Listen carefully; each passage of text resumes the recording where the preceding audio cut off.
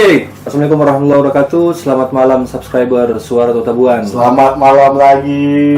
Bertemu lagi dengan saya Zumi Keputungan dan Geri Mokoginta. Geri Woginta di Musisi Ba Podcast. Ini sudah tanggal berapa? 17 Mei ya? Ya, 17 Mei di masa pandemi Corona di bulan Ramadan. di bulan Ramadan. Nah, sunat lama tuh orang semua merayakan merayakan hari Idul kemenangan. Fitri ya, hari kemenangan. Ya, ini gue bilang ini semua detik-detik malam Batuntur ya. Iya, Detik-detik ini malam di malam yang baik ini orang kedatangan salah satu sahabat ya. Iya. Ya, tadi orang so taruh di opening beliau P masa lalu ya. Masa lalu Beliau dengan rambut-rambut. Beliau P masa lalu waktu masih gondrong. Iya. Masih aktif sebagai musisi. Iya. Nah, jadi Sekarang kelihatan beda ya. sekarang beda. Sekarang beda. Iya. Sekarang karena sudah masuk di dunia yang lebih serius, Yes. jadi bertransformasi dalam penampilan, no? Siap. Ya, Ntar boleh perkenalkan diri? Oh, perkenalkan diri. Iya, perkenalkan diri. Saya Eldi Nurdin. Iya. Iya. Aktivitas sehari-hari sebagai pengacara atau advokat. Iya, iya. Beliau ini punya ini sendiri, apa dia nama itu? Semacam kantor hukum sendiri, apa dia nama itu istilahnya? Law firm. Law firm begitu. Ada dengan beberapa rekan-rekan. Oh, di beberapa rekan-rekan, jadi gabung ya? Iya. Di mana gitu? Ini Lokasinya? Lokasinya kantornya. Kantor di Kota Magu. Di Gotong Bagu di Mulai sementara atau di di mana? Lorong Memosa dia. Oh, di Lorong Memo. Oh, Lorong Memosa. Iya. Lalu juga Utatnya dia sebagai ini, kalau nggak salah kuasa hukum dari pemerintah kabupaten lah. Oke. Di Bola Mongondo Raya, jadi bisa dikatakan DP mobilitas ini teruji. Teruji. Seberapa tahun tadi jadi pengacara? Pengacara 2016. Oh, mau hampir 5 tahun juga ya. 5 tahun. Resmi berpraktek 2016. Sebelumnya magang. Berapa tahun magang, Ted? 2 tahun, kurang lebih 2 tahun, tapi sebenarnya yang efektif itu 1 tahun terakhir. Oh. Iya, Oke. tapi dia orang undang ke beliau karena orang kita sering periksa-periksa lalu lintas media sosial, Iya, medsos. Beliau ini termasuk pengacara yang menonjol Wis. di dunia Karena nyata maupun dunia maya. Beliau berekam jejak ya lumayan lah begitu. Bahkan yang kemarin itu salah satu berita yang termasuk bisa dikatakan banyak sekali atensi dan ada beliau berita beliau pernah membebaskan salah seorang terdakwa atau apa tersangka itu yang sudah divonis kasus pembunuhan kan itu Terdakwa kan ya terdakwa tidak tahu dia bahasa tuh ya beliau luluskan itu terdakwa kasus pembunuhan sampai keluar itu boleh ceritakan ulang gitu ya. Itu kalau dulu masih pegang perkara itu penunjukan, jadi bantuan hukum cuma-cuma. Nah, Jadi bukan klien datang ke pengacara, tapi pengacara oleh negara, hakim. Jadi hakim kalau mau sidang, terus ada orang yang diterdakwakan dengan kasus ancaman tinggi di atas 5 tahun, itu sidang itu nggak sah kalau nggak ada pengacara di sebelah. Jadi si terdakwa ini mesti diberikan pengacara. Jadi waktu itu haknya dia ya, katanya. hak Itu hak apa dia itu? tunjuk, no? Oh, hakim tunjuk. Pengacara piket di pengadilan, kebetulan waktu itu kita di situ, kita yang ditunjuk untuk mendampingi si terdakwa. Mendampingi. Jeng? Ada berapa sih kasus pembunuhan? Kalau nggak salah 2 yang bebas. 2 orang. 2 perkara yang berbeda. Dua perkara yang berbeda. Iya. Cuma yang jadi sorotan itu yang mungkin pembunuhan yang di Kobo. Cuman itu endingnya di Mahkamah Agung dia tetap masuk penjara. Tetap masuk penjara. Oh. Tapi masih ada upaya hukum lagi, cuman belum terkoordinasi. Karena kita cuma tangani dia di pengadilan tingkat pertama. Kalau di pengadilan ada banding, ada kasasi. Oh, panjang juga. Yang kita tangani cuma di tingkat pertama di pengadilan negeri. Putusannya bebas. Tapi endingnya dia tetap masuk penjara. Waktu si jaksa kan, jaksa yang pihak sebelah orang pengacara. Jaksa upaya hukum, dia tidak terima dengan putusan bebas, dia upaya hukum di Mahkamah Agung, putusan 5 tahun penjara kalau nggak salah. Sampai sekarang berarti dia masih dalam ya? Masih menjalani, tapi sementara urus asimilasi yang COVID, jadi kadang-kadang menjalani banyak setengah lebih dia menjalani. Nah, kalau yang kasus yang satu gimana? Kasus yang Di satu. tim pembunuhan. Nah, itu tim itu kalau salah yang kita sempat. Nah itu menarik lagi itu. Cuman DP ending sama di Mahkamah Agung juga terputar DP putusan. Tapi bedanya dia masuk penjara deh, yang tim. Yang tim belum dieksekusi. Oh, itu soal yang kita baca itu sih. Jadi dua kasus itu sama. Dan kita sebagai orang yang bisa dikatakan sedikit awam mungkin. Iya, dengan sama, hukum, kalian sedikit awam. Kita termasuk kita rasa itu bagus, semacam takjub dan kita dengan Iya, itu betul. dia Betul. begitu.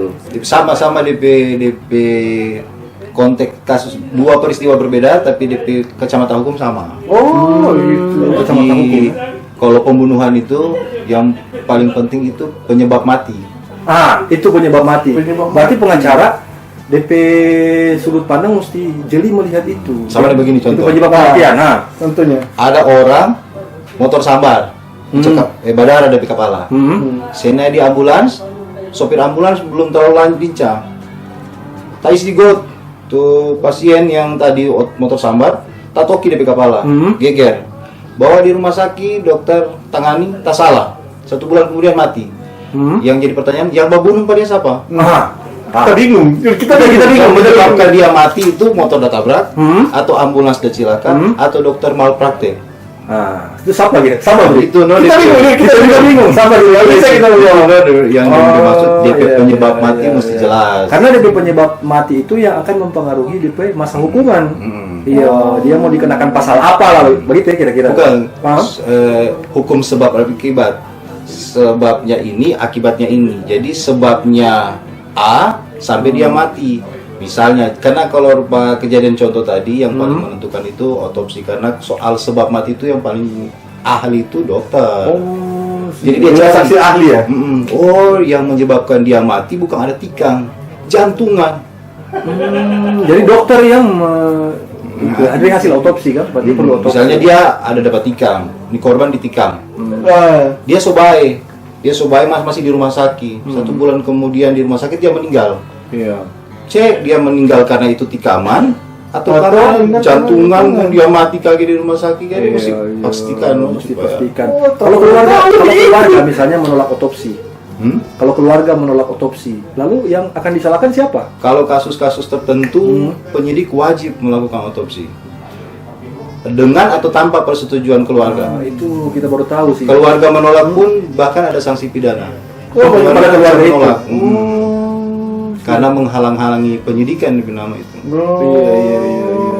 Karena itu sesuatu yang sangat urgent di dunia hukum. Jadi penyebab itu, Penyebab itu. kematian itu dia. Baru Ustadz ini juga selain di hukum, selain terjun ke dunia hukum, juga pernah di jurnalis juga. Oh gitu. Sebelum di ini di hukum, sebelumnya di jurnalis juga. Iya, bahkan jadi pemimpin redaksi salah satu media online. Orang boleh cuma itu. Di sini media online zonabmr.com. Dari tahun berapa itu, Tat? 2013, 2012 sih 2012 sampai sekarang masih aktif. Masih aktif. Ada kontrak. Ada kontrak. Kalau media itu kalau nak kontrak saya nggak mati. Jadi realita begitu. Iya. Betul. Makanya penting media-media sama dengan sekarang ini kan termasuk memberikan informasi. Iya, memberikan informasi. Kurang lebih sama dengan kerja-kerja jurnalistik podcast. Iya. Mana lebih enak, Tat, jadi pengacara atau jadi wartawan? Lebih enak. Sama. DP sama di apa? DP kesamaan di dunia jurnalistik dan di dunia kepengacaraan. Penting sekali kemampuan menulis. Penting sekali kemampuan menulis. Karena pengacara itu 80%, 70% dari kegiatan membuat draft hukum. Baik dia litigasi lawyer, maksudnya lawyer yang pengacara yang bersidang atau pengacara-pengacara corporate lawyer, maksudnya yang di perusahaan. Corporate lawyer ya. Kalau yang tadi apa? Yang satu tetap bikin draft. Yang satu apa tadi? Litigasi lawyer. Jadi pas sidang dia mau bikin eksepsi, jawaban, gugatan, segala sesuatunya tertulis. Iya. Jadi nyendak jauh-jauh dengan tulisan.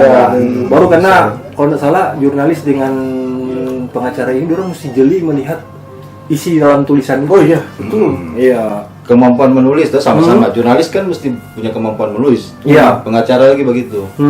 Di jurnalistik juga mesti punya insting melihat sesuatu. Insting.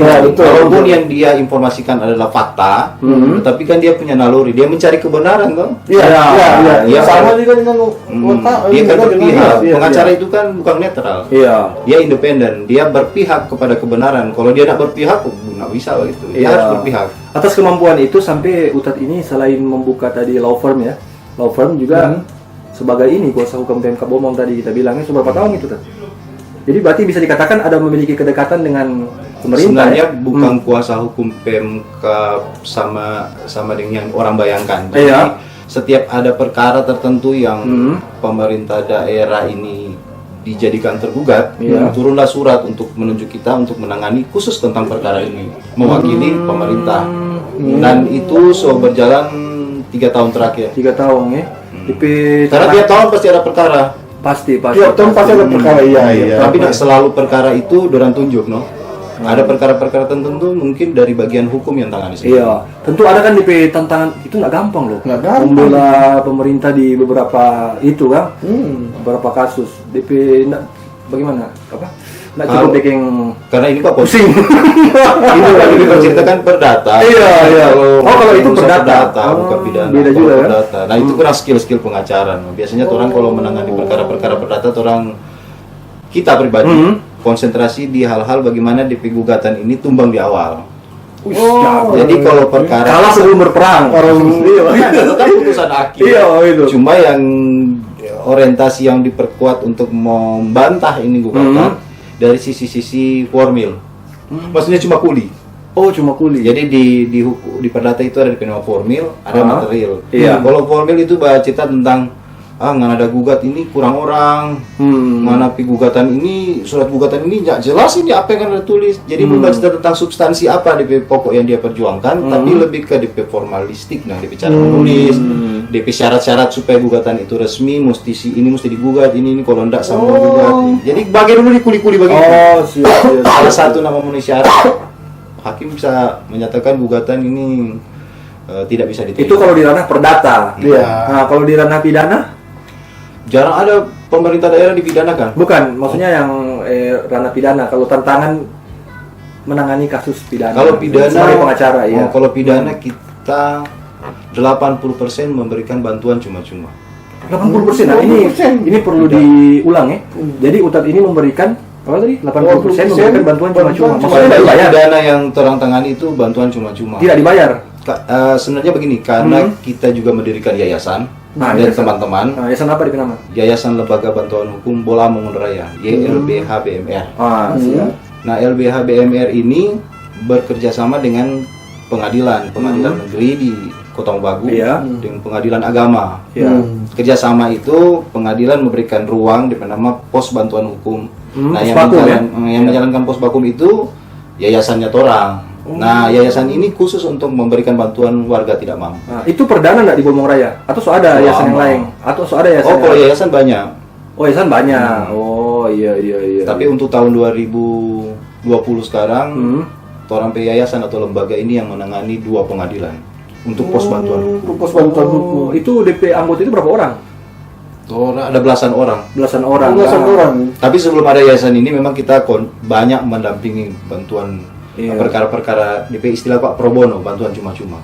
Oh, begitu ya. Ada juga bantuan. DP syarat surat keterangan tidak karena mampu. Karena kalau kita mindset yang setahu kita, pengacara-pengacara ini kan apalagi ketika orang menangani kasus-kasus sebanyak kasus, orang bisa dikatakan ini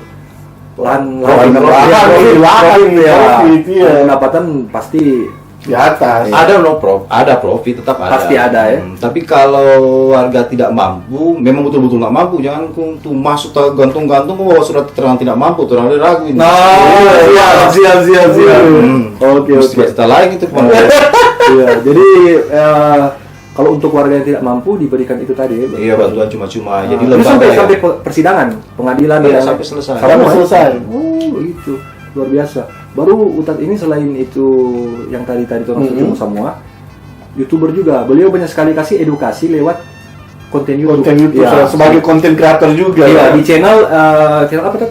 Advokat Eldi Nurdin. Iya, channel Advokat Eldi Nurdin mungkin bisa ditampilkan kan. Nanti kita tampilkan Advokat Eldi Nurdin. Di sini juga kebetulan kita buka ada beberapa hal terkait hukum yang beliau angkat di podcast. Mungkin teman-teman boleh langsung buka di YouTube ini. Tapi ada beberapa yang mungkin orang boleh share di Musisi Baku Podcast. Salah satunya soal jerat pidana sebar identitas pasien. Nah, ini sering terjadi. Ya, apalagi di media sosial. Kemarin waktu beberapa minggu lalu itu kan ada beberapa yang tiba-tiba muncul di WA ini nama-nama orang yang terkena. Sampai foto. Semua Iya. sampai tempat tinggal kalau Sampai salah. tempat tinggal. Itu kalau dari mata hukum seperti apa itu? Intinya namanya membuat orang rasa malu, itu kan dilarang kalau di sosial media, undang-undang ITE. Nah, hal-hal privat kok itu nama, kan mesti izin dia kan mempublikasikan sesuatu, tentu dia merasa malu. Di situ sebenarnya ada unsur DP pidana, cuma DP problem begini, pidana tentang pencemaran nama baik kan DP konteks begitu, itu delik aduan. Sepanjang tuh orangnya nak mengadunya, nak ada DP pidana. Iya, Sepanjang orang tidak mengadu. sepanjang orang tidak mengadu. Kalau pidana, kalau itu delik aduan, jadi harus ada aduan dulu, baru jadi DP pidana. Ya, Kalau betul, dia betul. nggak mengadu, ya nggak ada. Ya, ada. Kalau yang mengadu misalnya netizen, Oh, nah. iya, itu kan banyak terjadi itu. Wih, mulai jangan sebar-sebar identitas pasien nanti terkena hukum. Kita sempat baca itu. Ada beberapa yang kemarin. Ternyata dia tidak akan terkena hukum kalau tidak ada aduan. Tidak ada aduan, betul. Iya, betul. Tapi kalau dia mengadu dan dia punya bukti, itu ceritanya lain lagi ya. Iya, berpotensi, makanya tapi bahasa di situ berpotensi terjerat pidana karena nak semua jadi pidana karena tergantung aduan. Kalau orang mengadu baru jadi DP pidana. Intinya sih sebenarnya mempublikasikan sesuatu kalau dia berpotensi merugikan orang lain, Iya. berpotensi terjerat. Di sini juga kita baca di channel ini, kebetulan kita buka juga tuh. Ada beberapa konten termasuk apa ini? Pembatasan aktivitas. Pembatasan aktivitas. Kalau kita nggak buka sih video ini, cuman Podcast. Iya, podcast. Ini tentang apa sih tadi ini? Dan ini Bukan yang lockdown itu, bukan. lockdown. Kalau di YouTube kita ini ada dua sub kegiatan yang kita bikin. Jadi satu daily vlog, satu podcast. Iya. Podcast ini baru mulai. Itu salah satu podcast yang pertama kali kita bikin yang karena memang masih paranoid.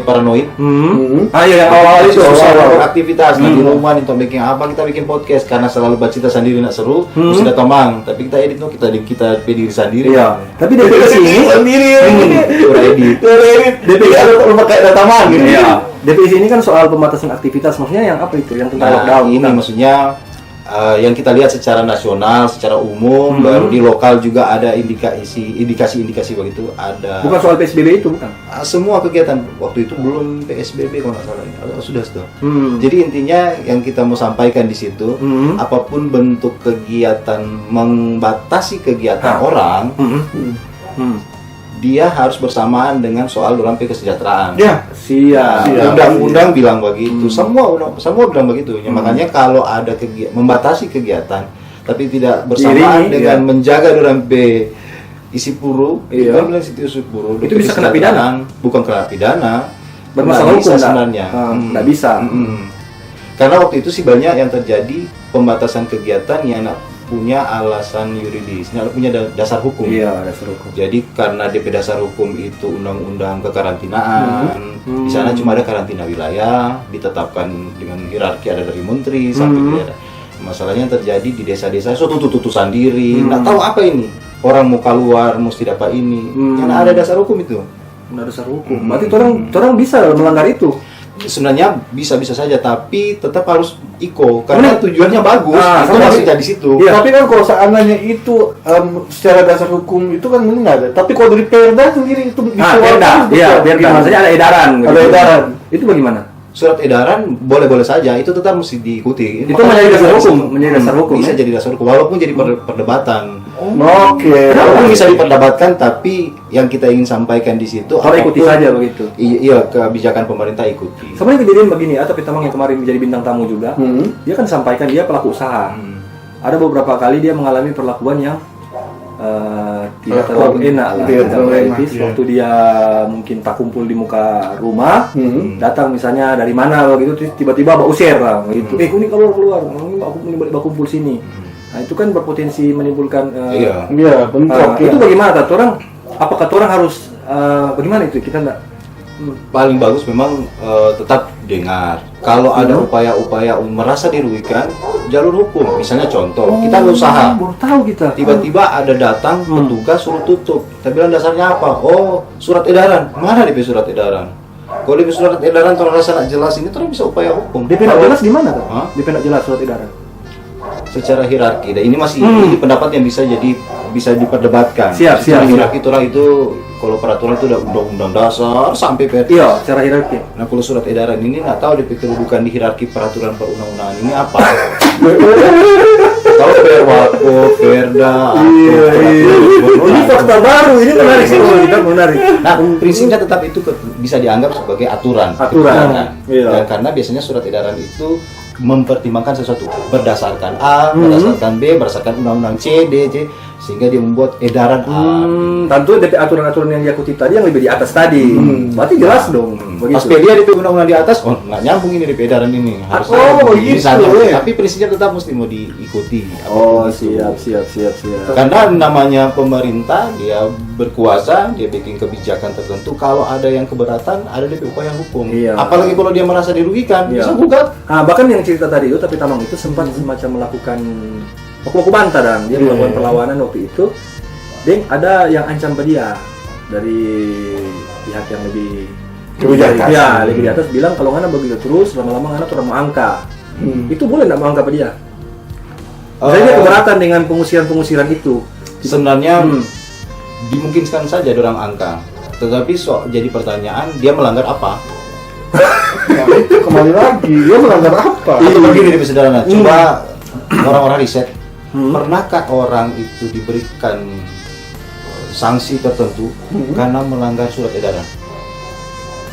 Jadi di mana-mana melanggar undang-undang apa, KUHP, ada pancuri, Ya itu pidana kan, tapi kalau edaran melanggar perda, dapat denda lah. Tapi melanggar surat edaran ini belum pernah dengar. Tapi angkat tetap surat edaran itu tetap harus diikuti. harus diikuti. Tapi kalau kita pemahaman nih, edaran itu sifatnya sebenarnya internal. sifatnya Surat edaran Iya, untuk aparatnya apa yang harus dilakukan. Kalau untuk publik, apalagi dia punya sanksi tertentu, dia harus berbentuk peraturan. Ya, setuju. Siap. Tapi tidak ini kuat kalau cuma dengan tapi surat edaran. ini bisa diperdebatkan karena ada situasi yang perlu dikaji tersendiri soal kondisi darurat. Kondisi darurat itu ini bagus. nggak mudah untuk bikin peraturan atau apa. Kondisi-kondisi tertentu pemerintah bisa langsung ambil kebijakan darurat. Berarti tergantung nasional. sikon juga kan? Tergantung momen, iya. Betul. Tetap harus diikuti. Iya. Kalau keberatan ada jalur-jalur tersendiri yang Iya. pasti ikuti dulu. Kalau merasa dirugikan atau apa, dia punya jalur tersendiri, bukan perlawanan. Iya, rugi. betul. Iya, bisa artinya dia bisa masuk di kasus lain justru. Nanti panen dari kasus itu. Iya. Betul. Misalnya orang dapat suruh boleh pak usaha, suruh boleh bikin ini, bikin itu, dia suruh dirugikan dan Iya. pembatasan. Tiba-tiba kebijakan baru boleh sekarang. Nah ini nggak jelas ini. Nah, dia merasa dirugikan ini kebijakan, boleh dia tuntut pemerintah. Kalau soal yang sama nih begini, sekarang kan berupa ini sama-sama lebaran banyak orang yang apa? Belanja lah. Kumpul. Nah, kemarin kita sempat baca di media sosial orang bilang ini bukan bicara soal mall yang masih baru tutup ya. tutup, Cuma ya. ketika orang dari Kota Mobagu misalnya mau ke sana dari Amurang itu kan sudah di Coklos itu. sudah close di situ. Itu bagaimana itu? Apakah orang punya hak nggak mau tutup itu? Nggak punya hak. Nah, ini fakta baru juga ini. Orang nggak punya hak mau tutup itu. Punya hak buat tutup.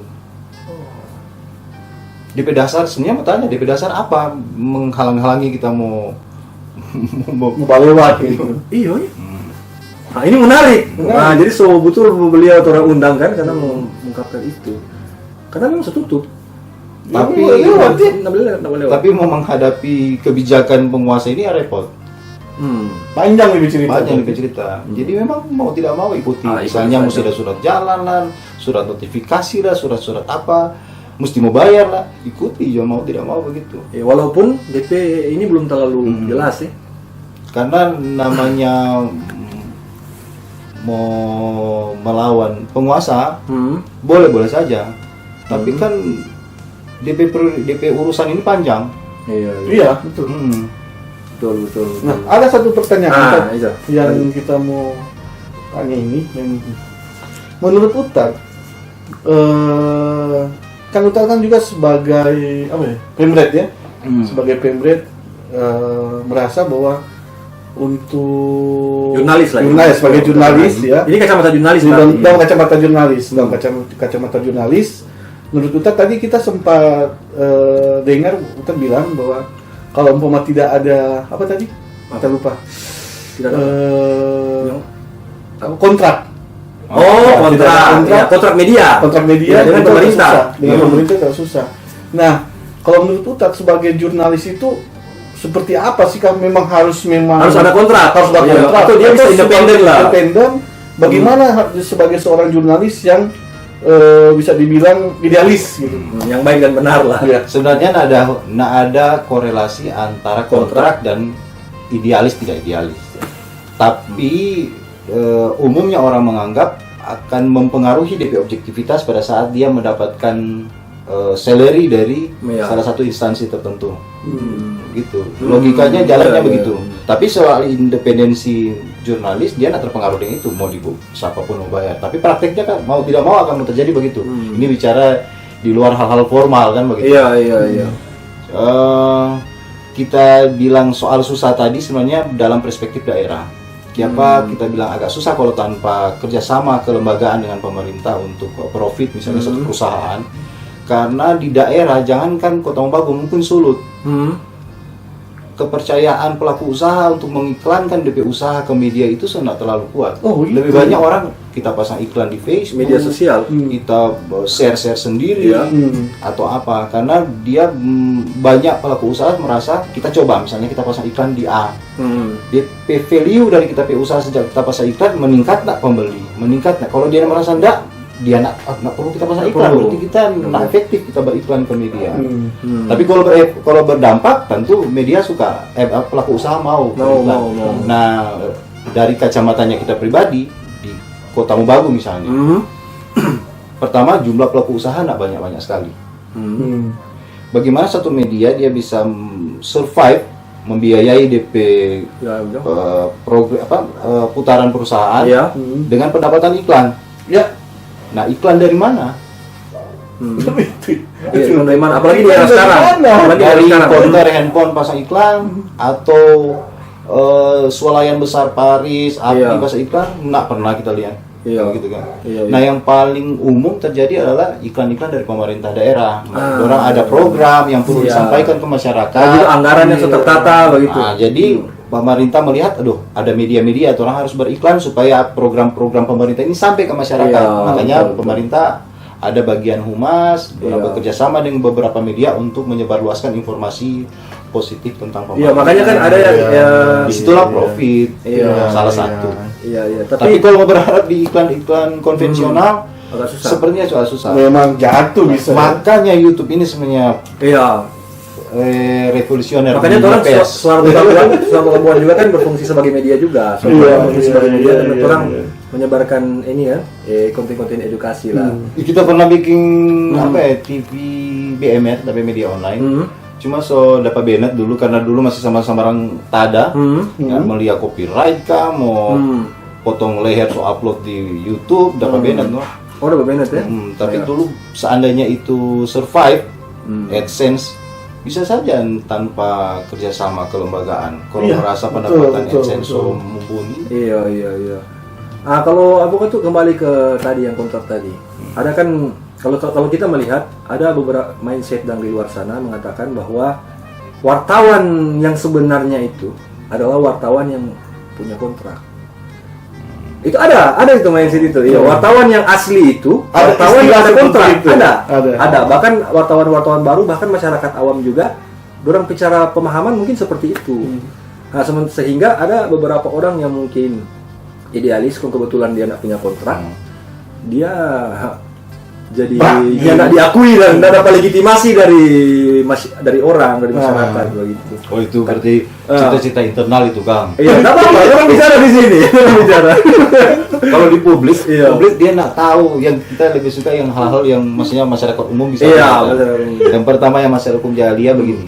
Kita ingat sekali dulu waktu masih dicetak. Pemret bilang, masyarakat itu ingin tahu, ini wartawan ini mana kanal kriminal, ngana ekonomi. Orang tahu kan wartawan, nggak tahu semua. Begitu. Itu yang orang umum lihat. mungkin 0,01% yang tahu apa yang terjadi di dalam. Iya. Tentu yang terjadi di dalam pelaku-pelaku media. Tapi kalau Iya. masyarakat umum yang dia cuma butuh informasi, Iya. mungkin tidak terlalu peduli apa yang terjadi di dalam. Betul.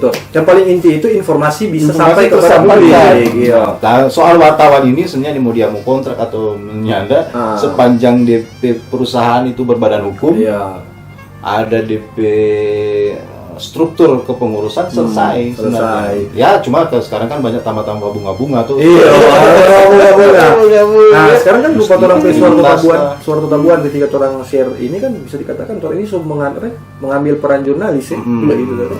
Kegiatan-kegiatan citizen jurnalis. Iya, Gitu bilang. Tapi kalau mau resmi berbadan hukum misalnya ada Iya. perseroan atau yayasan atau koperasi DP badan hukum, Iya. boleh menggunakan sarana YouTube, mau portal media, situs misalnya atau apapun, karena yang disebutkan di undang-undang cuma menggunakan sarana ada sarana lain, Iya. online dan sarana lain, cetak, online dan sarana lain.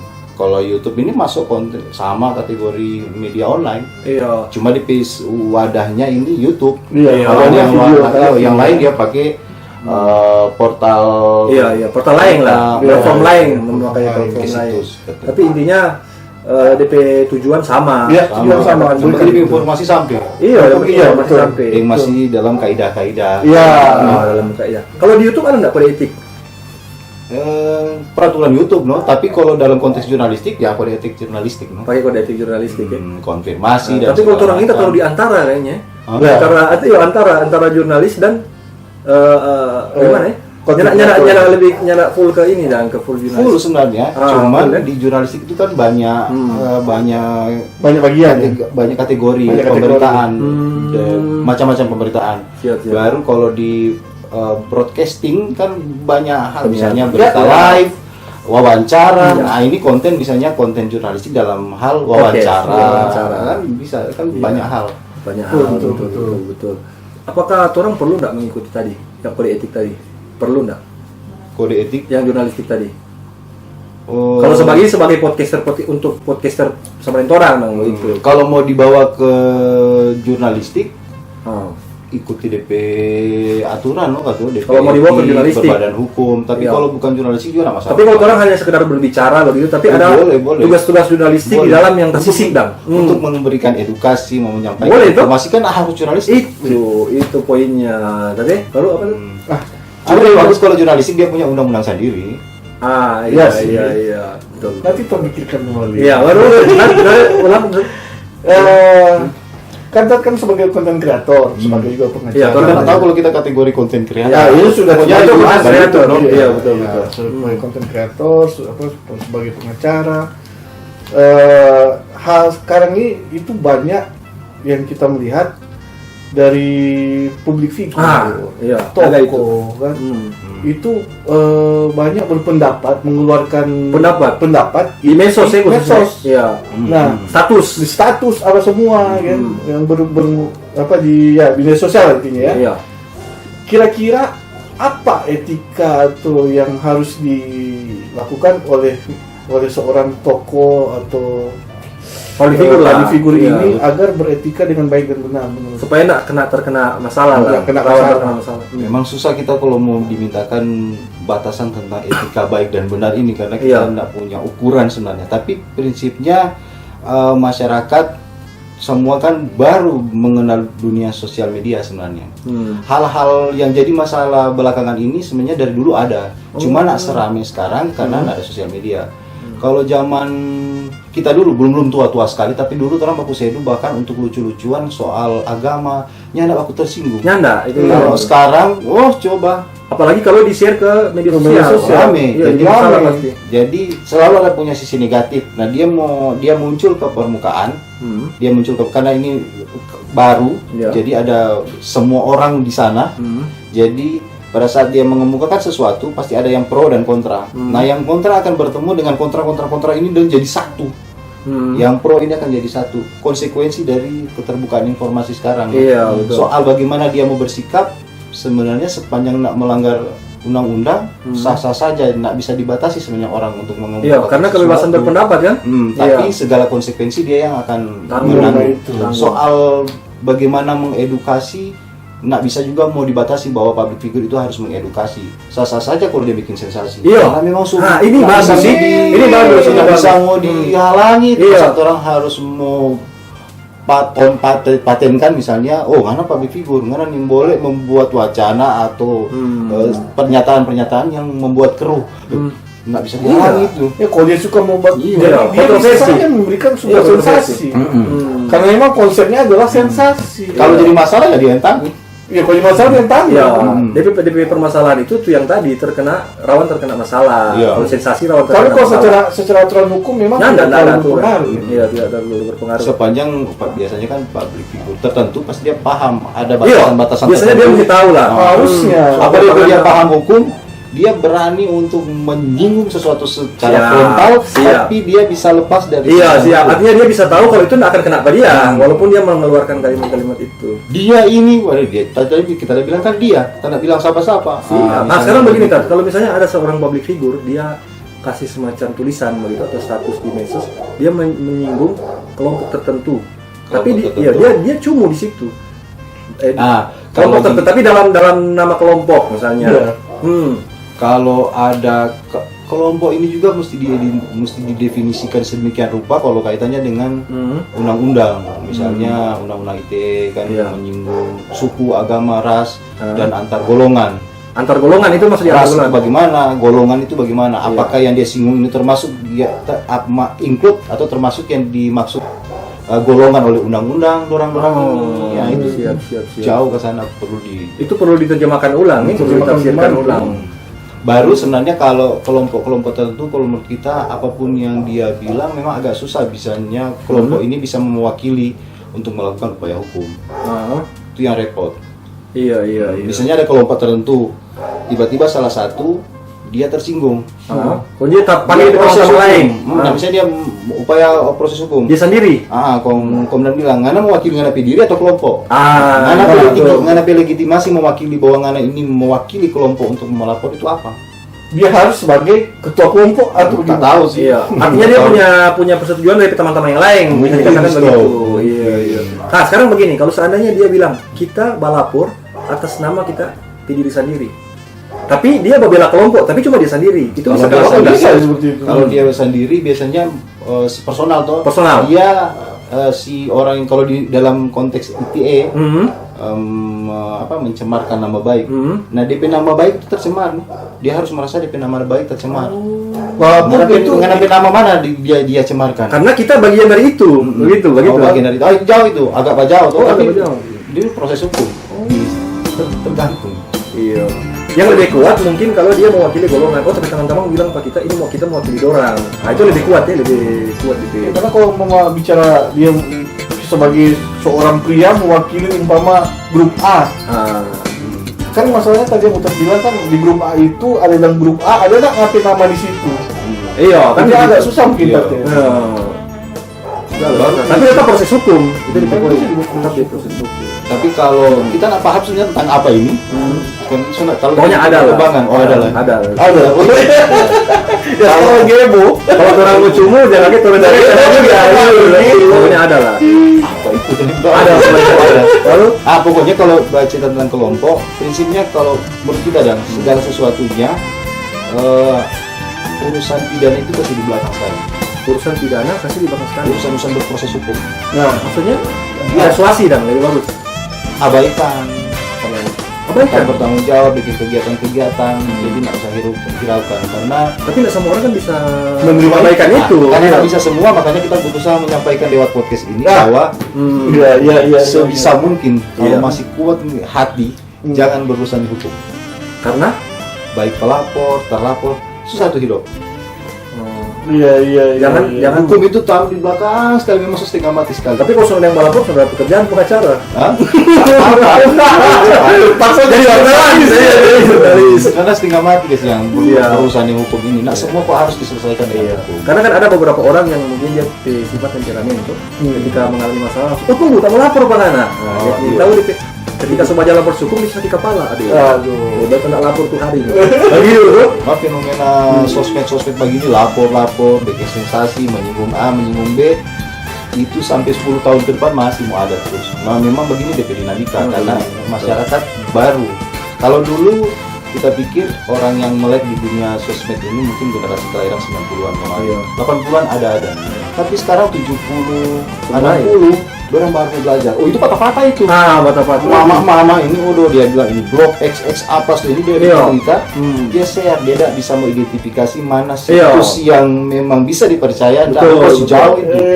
Pas saya bertanya, "Mak, ada Facebook?" Ada. Apa DP email? Tahu le. Dia ada Facebook, dia tahu DP email apa. Betul. Dan orang ini baru generasi old baru mau muncul di sosmed. Itu patah-patah itu coba share. Iya. Kalau yang milenial sekarang Orang selalu lebih itu lah, lebih bisa memfilter kan? Oh, belum juga kan? Nah juga apa sama dengan pelakor itu beku kumpul ya, orang. sama dengan kejadian yang Korea kemarin drakor itu tuh sampai itu yang pelakor itu kita coba unik Pak. Dakyung kan dihujat para netizen itu. Jahat sekarang. Iya itu semua. Dia nggak bisa bedakan antara ini peran dengan yang kesalahan pelakor. Sebenarnya orang boleh mau bedakan. Cuma orang suka membangun itu sensasi begitu dan ingin menunjukkan betapa luar biasanya netizen Indonesia kan dicari dari luar. Orang berusaha membuat konten-konten Indonesia karena orang mau cari pasar pengguna sosmed yang begitu besar ini. Banyak bule-bule bikin konten Indonesia supaya mau datang berarti komentar Indonesia. Hal-hal yang sensasional itu menarik berarti Kang. Iya, betul. Hal sensasional itu menarik. Iya. Itu. Nah, itulah yang sebenarnya yang tadi kita bilang karena mungkin sensasional itu menarik. Banyak yang public figur ini masuk di ranah itu pengen eksis gitu.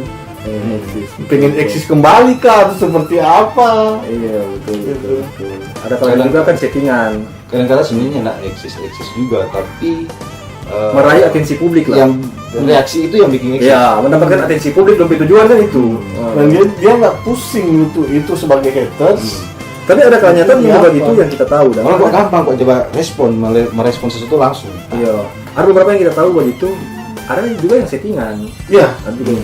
Iya. Maksud setting. Mungkin untuk mendongkrak juga popularitas dan yang lain tuh dan tujuan-tujuan lain. Yang jelas kalau namanya propaganda begitu ada tujuan keuntungan lah. Iya. Dikatakan itu lalu. Apa di PPDU kan? Hah? Apa di PPDU ya?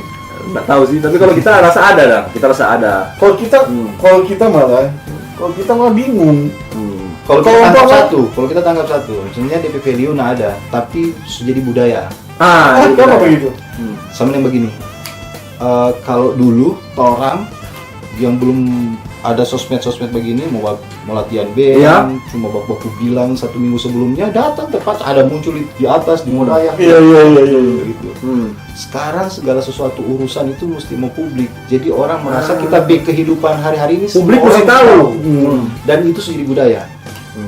Kalau dulu enggak, 1 minggu 1 kali keluar sudah cukup. Sekarang berusaha mesti kita pakai baju ini kita pernah pakai kita ulang. Jadi semua tapi kegiatan kan mesti orang tahu. Iya betul. Nah itu mempengaruhi perilaku. Gara-gara alasan itu juga sampai kemarin orang undang psikolog kemari bercerita soal itu efek media sosial. Nah sama dengan kalau dulu mundur lebih jauh hamil di luar nikah itu problem di kampung. Kalau sekarang sensasional. Justru jadi sesuatu yang asik dah. Sensasional itu bergeser dari hal yang tabu sudah bergeser. Tapi itu sah-sah saja selama tidak melanggar ketentuan yang hukum-hukum tadi itu kan. Artinya mesti lebih hati-hati, Artinya mesti lebih hati-hati. Selama tidak ada yang melapor. Ya, selama tidak ada yang melapor, tidak ada delik aduan kan. Tidak diadukan. Nah kalau menyindir bukan menyindir sih, tapi campaign sesuatu itu lewat musik. Karena Utet kan musisi juga. Iya, tapi senior juga kalau di musik. Siap. Gitaris, rocker lah bisa dikatakan rock lah gitu. Kalau menyindir lewat lagu, tiba-tiba ada yang keberatan sama nggak DP ini dengan menyindir status? Agak susah sebenarnya di undang-undang ITE ini memang agak repot, lumayan repot untuk di hal-hal tertentu karena di sana berhubungan dengan ahli bahasa, juga berhubungan dengan ahli teknologi. Itu mesti datangkan semua ya? Kalau sidang? Tergantung. Kalau dalam wilayah hukum tergantung pada biaya bukan? Bukan. Karena mendatangkan saksi ahli itu tuh. Apa mendatangkan saksi ahli? Itu. Sebenarnya kalau jadi pelapor itu yang repot. Yang penting bukan tergantung pada yang terbimbing. Ini istilah itu dulu. Tergantung pada yang terbimbing. Banyak hal, misalnya Banyak hal, tergantung soal itu, baru juga ada problem pengetahuan penyidik di sana. Itu susah. Misalnya di sini ada status di atas. Si orang yang status ini dia cuma nama betul. Tapi dia tidak menyinggung ini. Ngana ini nama A, ngana ini bagus kan, masa ngana bikin begini. Dia tidak menuduh belum pidana misalnya. Di komen ini, iyo dia itu memang Pak. Bagaimana kata dia pada saat lapor kemudian dia kan bilang dia bilang kan bukan dia cuma ngerapin nama. Kemudian ini kan komentar di atas status utama yang jadi topik pembahasan kan kita orang yang berkomen pakai kata dia itu bukan orang lain. Oh belum tentu Hanas tuh kok dia udah bilang, nah itu susah. Oh putar lagi. Dan itu butuh penafsiran. Butuh penafsiran. Iya kan sebenarnya tafsirkan, cuma begitulah di hukum. Segala sesuatu bisa terjadi. Bisa jadi B, bisa menjadi C. Zamannya begini. Ada tuh analogi kita pernah posting di analogi atau lucu atau apalah itu di Instagram. Iya. Itu ada. Iya. Guru 1 tambah 1 berapa?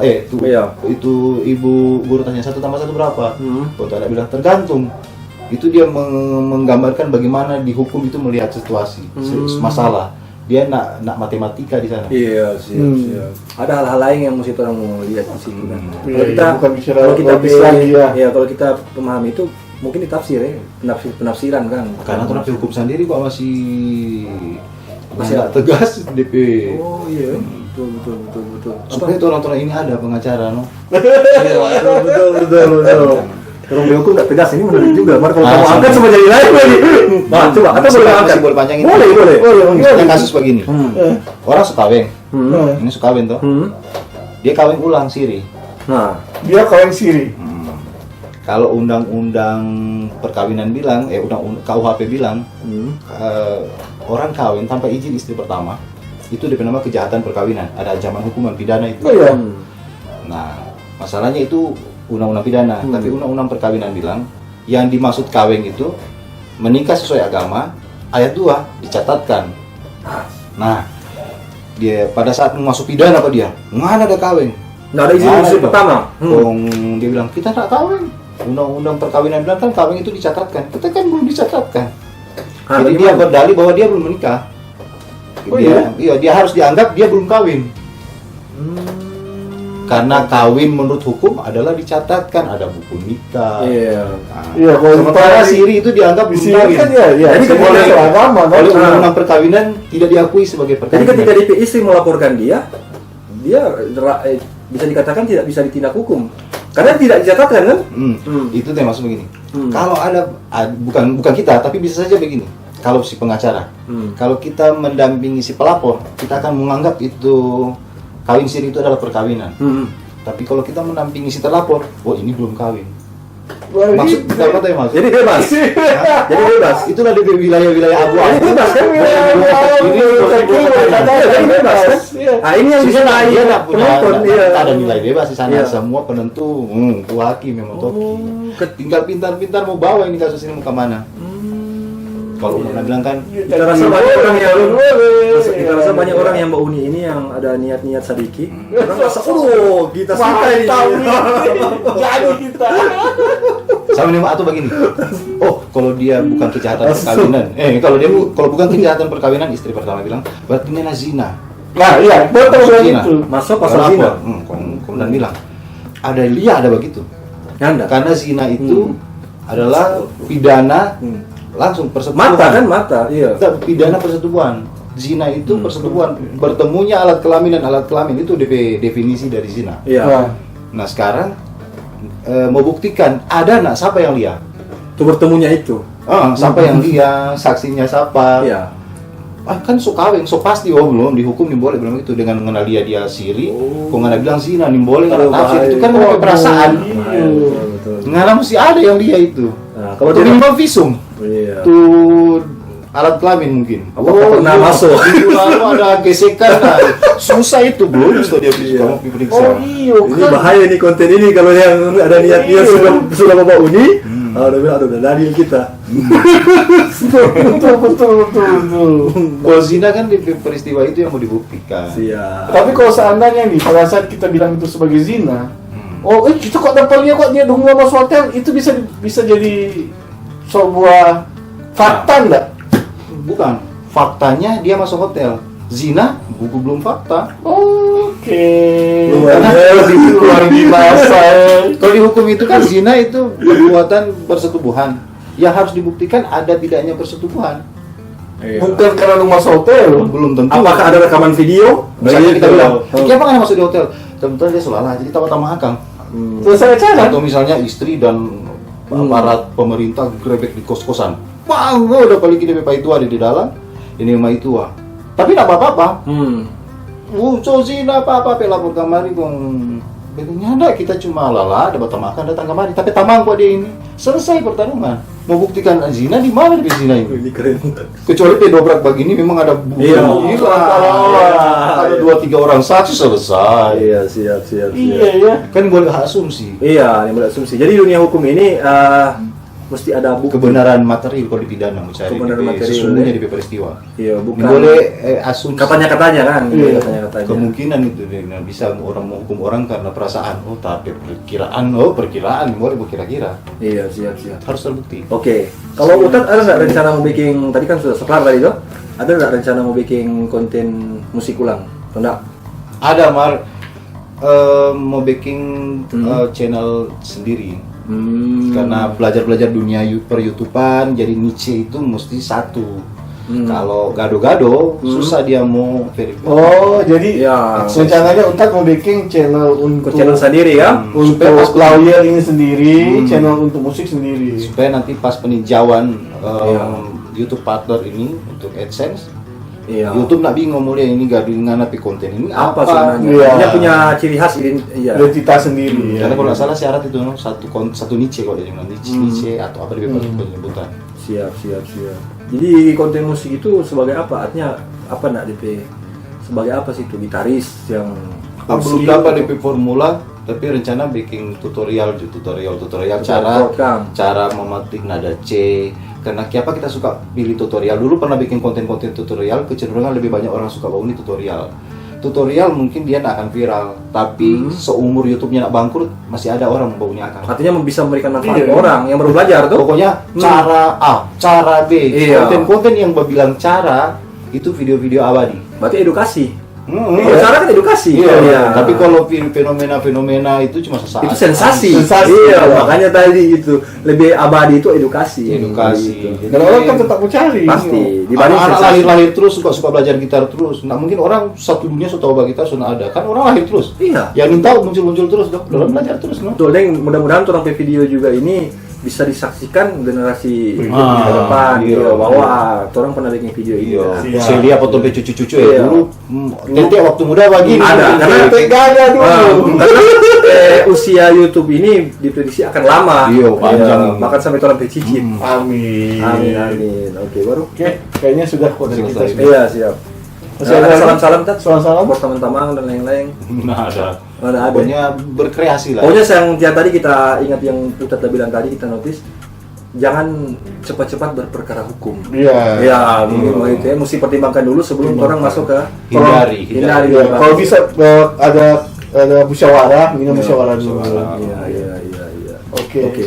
Jadi Oke, kalau begitu kayaknya berakhir 1, 2, 3, 4. Thank you. Thank you.